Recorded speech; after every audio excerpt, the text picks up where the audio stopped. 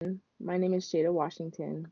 I'm pretty sure every kid at one point in time has thought about the next shoes they will get, a new jacket everybody has at school, or the next hairstyle that everybody's wearing. That they can't be the only kid in school that doesn't know what's in style. No kid wants to feel left out of the loop or sadly feel different because their parents can just do that. I have never been the kid in class with the newest pair of Jordans, and I think after I shaved my hair in high school, I definitely wasn't the girl anyone thought looked cool with no hair. My point is to inform readers how grateful and having perspective on what others do for you and play roles in your lives. Parents do the best they can with what they have, and material things shouldn't be such a big part of how your attitude towards them and how you react to others.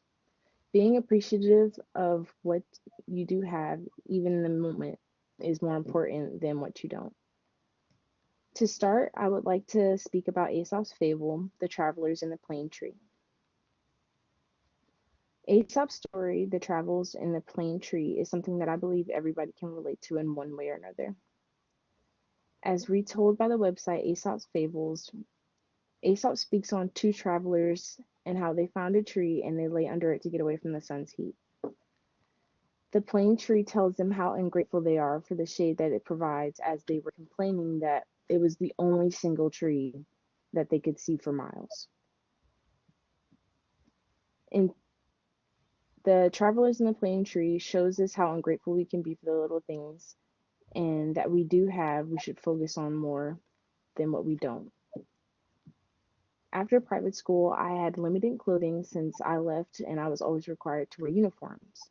I'm sure every kid had clothes they wanted specific to fit for school and just to show that they knew what was in style and fit in with everybody else. As stated before, coming from a private school, I never had clothes to just wear or shoes just for different occasions besides the one pair of tennis shoes I had at school.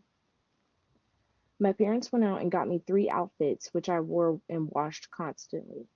This continued for most of middle school to the point where the only tennis shoes I had developed a hole in the front.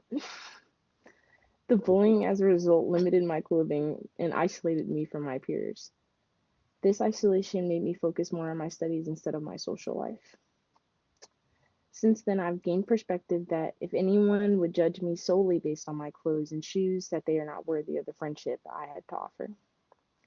I could not see it at the time because I was more focused on the negative of not having what everybody else did instead of how this made me different from everyone else and how that could be a good thing.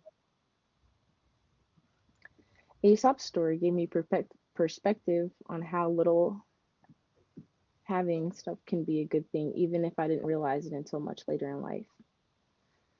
Aesop's fable can be compared to many daily occurrences where we feel we don't have enough, even if we already do have, and we just tend not to see it, and how grateful we should be, and just acknowledge how at one point we didn't have what we do now.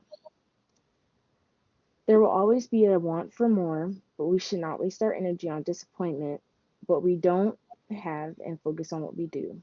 For nothing we truly want is useless and has a purpose that we just don't see at the present. Thank you for listening. Are there any questions?